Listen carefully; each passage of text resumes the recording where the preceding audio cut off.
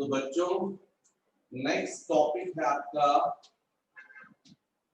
Moment of inertia. ये moment of inertia जो है इसको अपन कैपिटल आई से डिनोट करते हैं। यदि ये बॉडी है, ये एक्सिस है और यहाँ पर कोई पार्टिकल है, इस पार्टिकल का एक्सिस से डिस्टेंस r है और ये पार्टिकल इस एक्सिस के अबाउट क्या कर रही है, रोटेट कर रही है। तो इस कंडीशन में इस पार्टिकल का जो मोमेंट ऑफ इनर्शिया होता है वो होता है m into r square. What is moment of inertia? It is the product of mass of a particle and square of its distance from the rotational axis is called moment of inertia. It is denoted by I. इसको बच्चों I से denote करते हैं। तो इस condition में यदि मैं आपसे पूछूंगा डायमेंशनल फॉर्मूला ऑफ I, आप बोलोगे m into of l square। मास को आप मास के और डिस्टेंस को l के लिए, तो इसलिए मोमेंट ऑफ इनर्शिया का डायमेंशनल फॉर्मूला हो जाएगा ml square e to the power 0। फिर यूनिट्स इन सीजीएस सिस्टम, तो सीजीएस सिस्टम में क्या बोलोगे आप, gram centimetre square. In SI system क्या बोलोगे बच्चों, केजी इंटू मीटर स्क्वायर। ये जो मोमेंट ऑफ इनर्शिया है ये स्केलर क्वांटिटी है बच्चों, स्केलर क्वांटिटी है। यहाँ पर जो मैंने अभी बताया आपको वो moment of inertia of a single particle बताया। इसके बाद मैं बताने जा रहा हूँ moment of inertia of n particle system.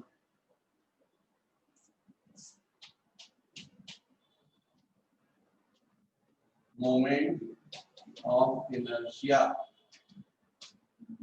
Of n particle system.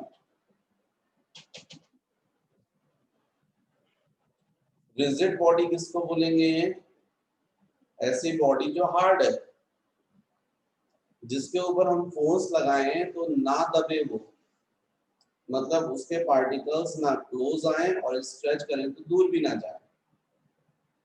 मतलब if the relative displacement between the particles of a body is zero, then the body is called rigid body. Rigid body जो होती हैं उनमें उनके जो particles होते हैं उनके बीच में रिलेटिव डिस्प्लेसमेंट जीरो होता है after the application of force. If the force is applied on a rigid body and if the relative displacement between its particles is zero, then the body is called rigid body. जैसे duster है यदि वो would का है, would को अपन rigid body मानेंगे, उसको दबाएंगे तो पार्टिकल्स क्लोज नहीं आते, दूर नहीं जा रहे। लेकिन रबर है या स्पंज है, उसको अपन दबाते तो पार्टिकल्स क्लोज आते हैं, खींचेंगे दूर जाते, तो वो रिजिड बॉडी नहीं है क्योंकि पार्टिकल्स के बीच का डिस्टेंस इंक्रीज हो रहा है। यदि एक लिमिट में फोर्स लगा जाए तो आयरन को भी अपन मानेंगे, वहां भी पार्टिकल्स क्लोज नहीं आ रहे हैं, दूर नहीं जा रहे हैं, तो वो भी रिजिड बॉडी होगी। तो इस जो ये मैंने बोला moment of inertia of n particle system, या इसी को मैं बोल सकता था moment of inertia of a rigid body. अब यदि मान लीजिए सपोज ये बॉडी है ऐसा और यहाँ पर एक्सिस है और इस बॉडी को अपन इस रोटेशनल एक्सिस के अबाउट रोटेट कर रहे हैं और इसमें यहाँ पर n पार्टिकल्स हैं, बहुत सारे पार्टिकल्स। इस पार्टिकल का मास m1, यहाँ का मास m2, यहाँ का मास m3, m4। इस पार्टिकल का रोटेशनल एक्सिस से डिस्टेंस r1, इसका r2, यहाँ पर r3 और ये जो पार्टिकल m4 इसका डिस्टेंस यहाँ से r4। ओके, तो इसमें जितने पार्टिकल्स हैं इन सब का इस रोटेशन एक्सिस के अबाउट क्या होगा, अपना अपना मोमेंट ऑफ इनर्शिया होगा। तो पूरी रिजिड बॉडी का, पूरे सिस्टम का, एन पार्टिकल सिस्टम का मोमेंट ऑफ इनर्शिया कितना होगा, तो हमको मालूम है moment of inertia scalar quantity है, तो इसलिए I is equal to I1 plus I2 plus I3 and so on. इसका मतलब I इज इक्वल टू M1 R1 square M2 R2 square plus M3 R3 square and so on, means I is equal to summation of MR square. This is total moment of inertia. इसके बाद बच्चों मैं next बताने वाला हूं आपको radius of direction, radius of direction, radius of direction. कोई भी बॉडी है, रिजिड बॉडी है, और उस रिजिड बॉडी के लिए हम बोले ये मान लीजिए रोटेशन एक्सिस है, और इस बॉडी का मास इस पर्टिकुलर पॉइंट पर कंसंट्रेट है, सेंटर ऑफ मास है, यहाँ पर बॉडी का टोटल मास कंसंट्रेट है। तो इस मास का, सेंटर ऑफ मास का रोटेशन एक्सिस से जो परपेंडिकुलर डिस्टेंस होता है उसको हम बोलते हैं radius of gyration. What is radius of gyration? perpendicular distance between center of mass and rotational axis is called radius of gyration. It is denoted by K. मतलब इस पूरी बॉडी का मास हम लोग कहाँ कंसंट्रेट मान सकते हैं? इस पर्टिकुलर पॉइंट पर। यदि मान लीजिए कोई बॉडी है, सपोज थर्मोकोल की है इस शेप में, और आपने यहाँ पर एक्सेस लगा दी और इसके अबाउट आप रोटेट कर रहे हैं, और जितना उसका वेट है उस वेट के इक्वल मान लीजिए एक आयरन स्फीयर, जिसको आप छर्रा बोलते हैं, आयरन बॉल ले लें, तो उसका मास जो है वो जो आपका थर्मोकोल का ये जो पूरा बोर्ड है, शेप है, उसके इक्वलिटी है। तो इतने ही डिस्टेंस पर रखकर आप यदि रोटेट करेंगे तो मोमेंट ऑफ इनर्शिया तो सेम आएगा। मतलब इसका और इस बॉडी पर बहुत सारे पार्टिकल्स भी होंगे, सबका टोटल मोमेंट ऑफ इनर्शिया क्या बोलोगे आप? I is equal to summation of mr square बोलोगे आप। समेशन ऑफ mr स्क्वायर का मतलब m1 r1 square plus m2 r2 square and so on. ऐसा करोगे m1 r1 square plus m2 r2 square and so on, मतलब I is equal to summation of mr square. लेकिन यदि अपना पूरा मास मान लें यहाँ पर कंसंट्रेट है और यदि ये डिस्टेंस है, तो यही मोमेंट ऑफ इनर्शिया आप क्या बोल सकते हैं? I is equal to mk square. तो दोनों सेम होंगे, तो by 1 and 2 mk square is equal to summation of mr square, मतलब k square is equal to summation of mr square upon m।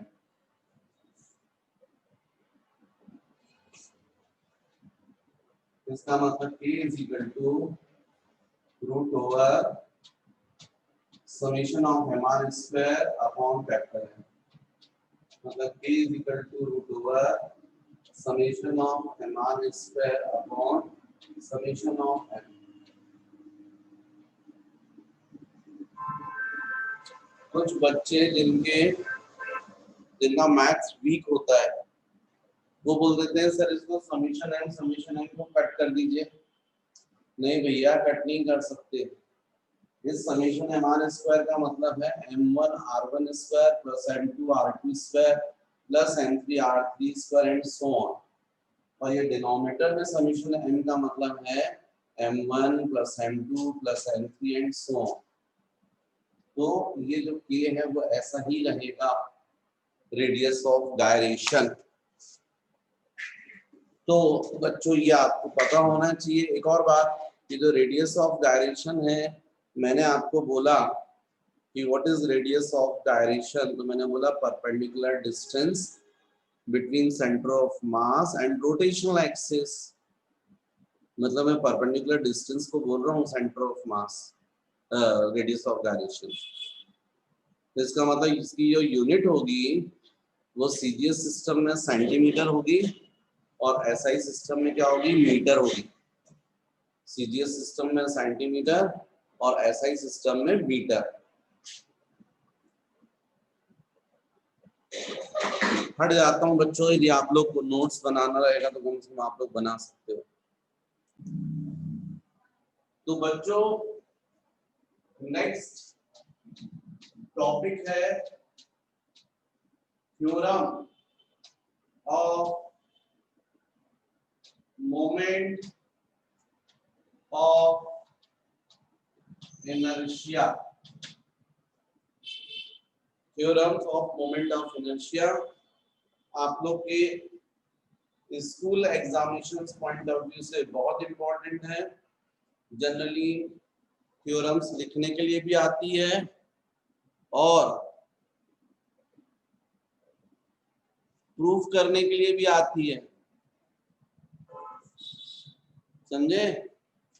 आप लोग को थ्योरम्स जो है ये पूछी जाती है, इसमें से खास तौर से थ्योरम ऑफ पैरेलल एक्सिस और थ्योरम ऑफ परपेंडिकुलर एक्सिस, ये एग्जाम्स में आती है। तो इसमें फर्स्ट जो थ्योरम है वो बच्चों है theorem of addition. Theorem of addition, ये तो बच्चों ऐसा है कि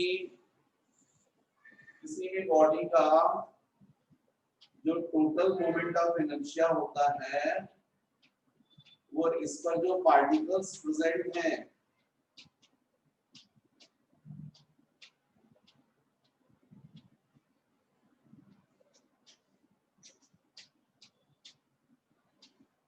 इन पार्टिकल्स का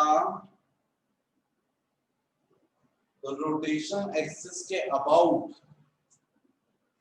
जो मोमेंट ऑफ इनर्शिया होता है उसका समेशन के इक्वल होता है। And this is theorem of addition. According to theorem of addition, the moment of inertia of a body about a given axis of rotation is given by the moment of inertia of all the particles of the body about the same axis of rotation। means इस body का total moment of inertia I is equal to m1 r1 square, m2 r2 square, m3 r3 square and so on. Finally I is equal to I1 plus I2 plus I4 and so on. This is theorem of addition. According to theorem of addition, the moment of inertia of a rigid body about any rotational axis is equal to the sum of moment of inertia of its particles about the same rotational axis. Next है बच्चों second theorem of perpendicular axis। theorem of perpendicular axis, यदि कोई plane lamina लिया जाए और इस पर ये एक्स एक्सिस और ये वाई एक्सिस और ये है जेड एक्सिस, तो इस प्लेन लेमिना का X axis I X I Y is equal to I Z, ये होता है। This is theorem of perpendicular axis, theorem of perpendicular axis. According to this theorem, the moment of inertia of a plane lamina about any axis perpendicular to its plane is equal to the sum of the moment of inertia of the lamina about any two mutually perpendicular axes in its own plane intersecting each other at the point through which the perpendicular axis passes. या आप बिल्कुल simple words में यदि बोलो तो बच्चों आप बोल सकते हो moment of inertia of a plane lamina, sorry, the sum of moment of inertia of a plane lamina about any two perpendicular axes is always equal to the moment of inertia about the third axis passing through the point of intersection of the given axis and perpendicular to the given axis, means ix plus iy is equal to iz. कोई plane lamina है, plate है, कोई body है, इस body का X axis और Y axis के about जो मोमेंट ऑफ इनर्शिया होता है उसका समीशन किसके इक्वल होता है, moment of inertia about the Z axis. तो एक्स एक्सिस और वाई एक्सिस तो परपेंडिकुलर होती है ना, तो किन्हीं भी टू, अब इसमें ऐसा भी बोल सकते हो I Z plus I Y is equal to I X, या I X plus I Z is equal to I Y. किन्हीं भी टू परपेंडिकुलर एक्सिस के अबाउट जो मोमेंट ऑफ इनर्शिया का समीशन होता है वो किसके इक्वल होता है बच्चों, moment of inertia about the third axis which is perpendicular to the given axis and passing through the point of intersection. ये थ्योरम ऑफ परपेंडिकुलर एक्सिस। तो इस बच्चों को प्रूफ करना पड़ेगा अपन को, तो बहुत सिंपल तरीके से हम लोग प्रूफ कर सकते हैं।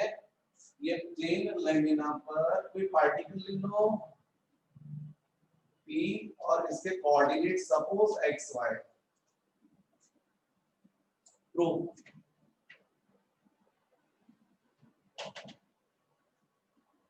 इस पार्टिकल के कोऑर्डिनेट्स x y, मतलब यहां से परपेंडिकुलर ड्रॉ करोगे, ये सपोज ओरिजिन से ये डिस्टेंस कितना होगा x और ये डिस्टेंस क्या होगा y। What is x, perpendicular distance of p from y axis, देखो ये डिस्टेंस, इसको आप क्या बोलोगे, x ही बोलोगे, ये x है तो ये भी x होगा। And what is y, perpendicular distance from x axis. यदि OP को अपन बात करें और यदि OP को मैं बोलूं r, P से आपने यहाँ पर परपेंडिकुलर ड्रॉ किया, नेम दे दिया m, तो बच्चों ये ONP क्या हुआ, right angle triangle. In right angle triangle OMP क्या अप्लाई हो जाएगा? Pythagoras theorem. क्या बोलोगे? X square plus Y square is equal to R square, X square plus Y square is equal to R square. यदि मैं left hand side और right hand side दोनों पर इस पार्टिकल P के मास से मल्टीप्लाई कर दूं तो जाएगा m into x square plus m into Y square is equal to m into R square. यदि बच्चों दोनों साइड में चाहूं तो समेशन लगा सकता हूं, summation of mx square summation of my square is equal to summation of mr square. Summation बोल दिया मैंने, मतलब जितने पार्टिकल्स होंगे सबके लिए बात कर दी मैंने। अब आप देखिए समेशन mx स्क्वायर क्या होना चाहिए बच्चों? i बाय, क्योंकि पार्टिकल P का y एक्सिस से जो डिस्टेंस है वो x है और मोमेंट ऑफ इनर्शिया क्या होता है? m into distance square. कौन सा डिस्टेंस? रोटेशनल एक्सिस से परपेंडिकुलर डिस्टेंस। तो इस पार्टिकल P का y से परपेंडिकुलर डिस्टेंस x है। पार्टिकल P का मास यदि m हुआ तो मैं बोलूंगा m इंटू एक्स स्क्वायर, तो आप क्या बोलोगे? i by. यदि मैं बोलूं summation of m into Y square तो आप क्या बोलोगे? i x, क्योंकि इस P का x एक्सिस से परपेंडिकुलर डिस्टेंस y है। मोमेंट ऑफ इनर्शिया क्या होता है? m into r square. What is m? Mass. And what is r? Perpendicular distance of particle from rotational axis. तो इस पार्टिकल P का x एक्सिस से perpendicular distance कितना हुआ? y। और ऐसे ही जो दूसरा समेशन ऑफ mr स्क्वायर आप बोल देंगे iz। इमेजिन करो ना बच्चों, x से तो ये पार्टिकल P तो इसलिए ये r इससे डिस्टेंस हुआ z एक्सिस। तो यदि इन वैल्यूज में यहां सब्स्टिट्यूट कर दूं तो ये जाएगा i y plus i x is equal to i z, means i x plus i y is equal to i। मतलब इस प्लेन लैमिना का किन्हीं भी टू परपेंडिकुलर एक्सिस के अबाउट जो मोमेंट ऑफ इनर्शिया का समेशन होता है वो किसके इक्वल होता है? Equal to moment of inertia of a plane lamina about the third axis which is perpendicular to the given axis and passing through their point of intersection.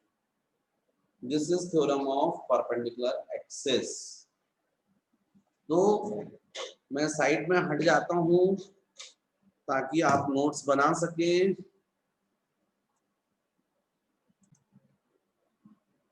Next बच्चों third ये है theorem of parallel axis.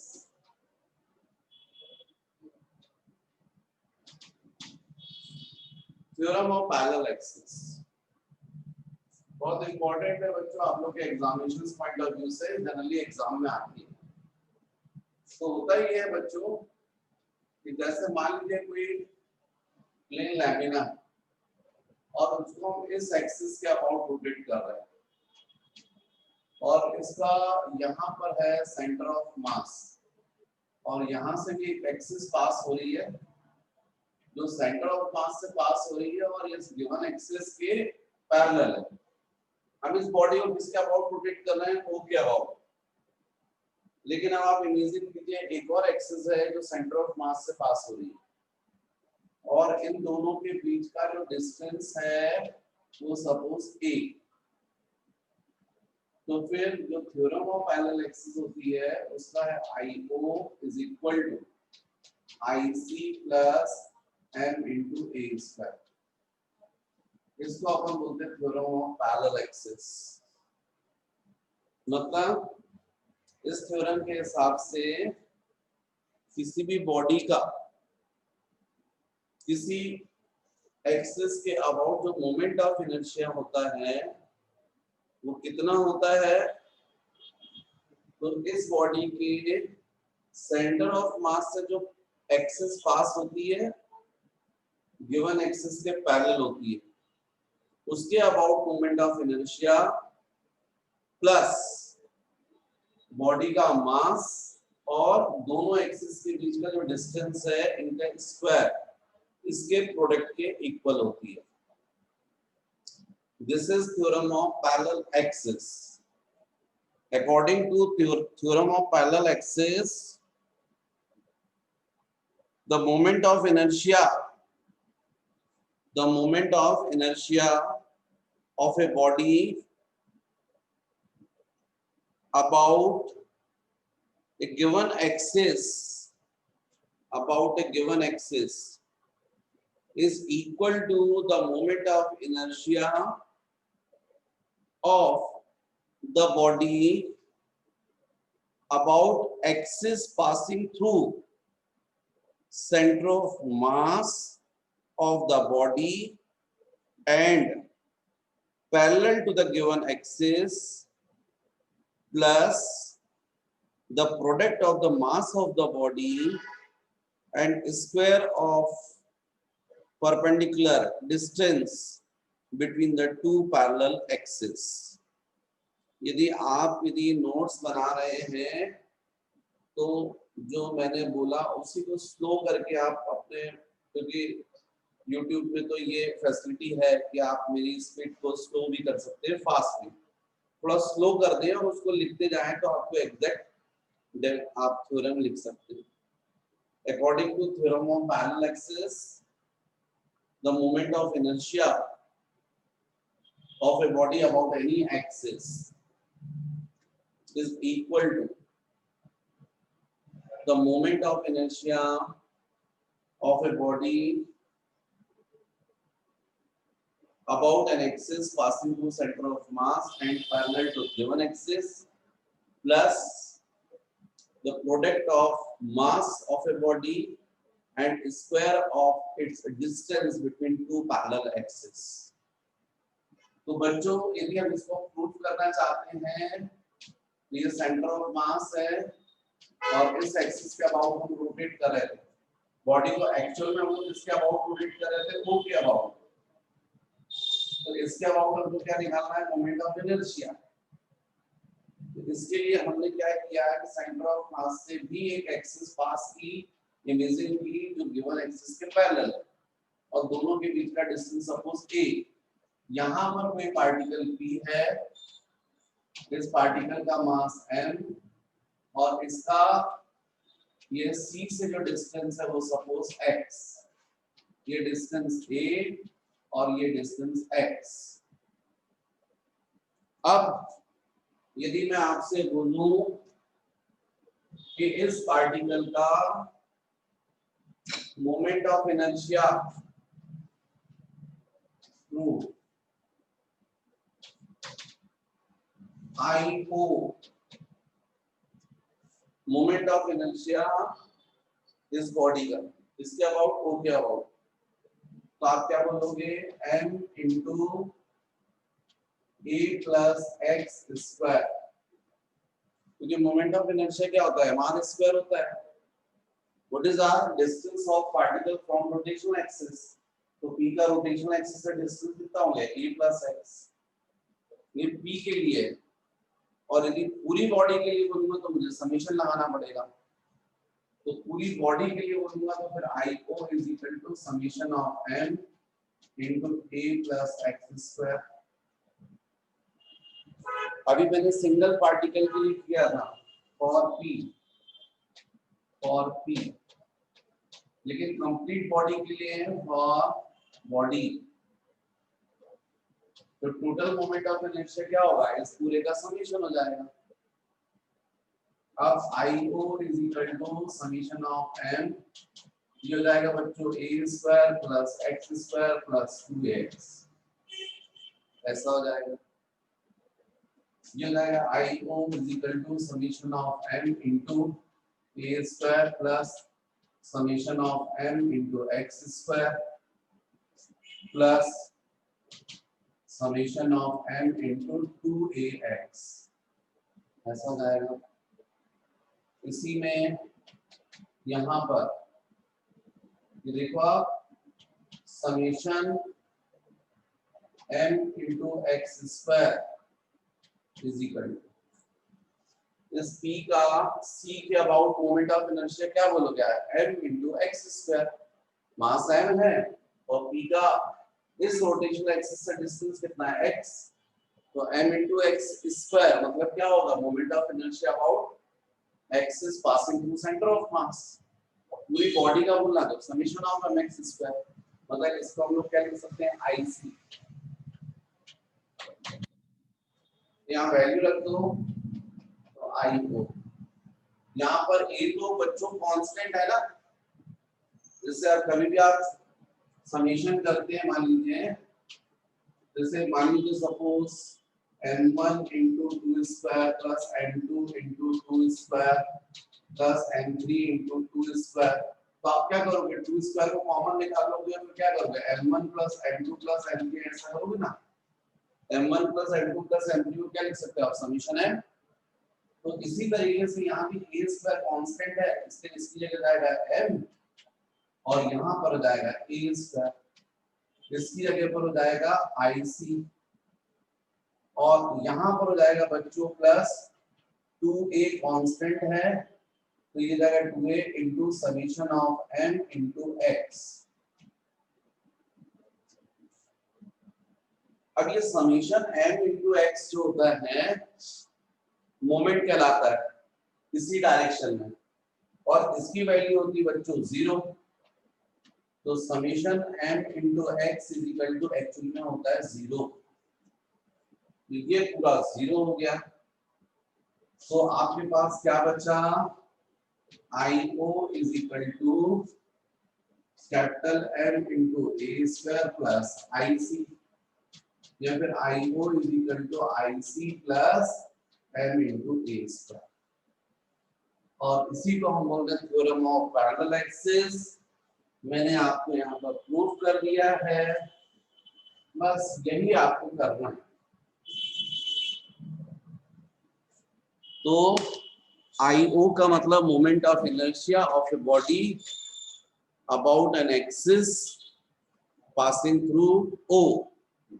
IC का मतलब moment of inertia of a body about an axis passing through center of mass and parallel to given axis. Capital M total mass of a body and A perpendicular distance between two axes. तो बच्चों आज अपन यहीं तक पढ़ेंगे।